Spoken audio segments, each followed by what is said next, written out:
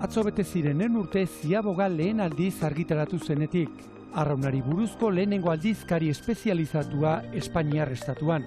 Ondarea, informazio iturri izugarria da, estropadak maite dugun guztientzako, erreferente hutsa izan da azken mende osoan zehar.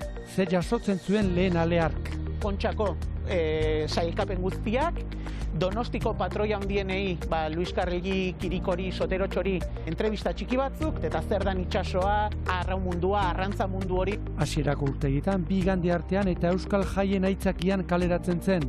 Eta frankismo garairik gogorrenean ere euskarak leku asko zuen. Estropadak zian, Kontxako bandera zian, nolabait bizimodu baten erakusle. Mende luzeko historian lau aro ezberdinetan editatuta ziaboga. Azkena 2017an hasita. Aurtengo aleak ze historio dakartza ba. Orain dela un urte Kontxako bandera Matxet San Juanentzako lehenengo bandera irabazi zuen, jaso nahi dugu gertakari hori.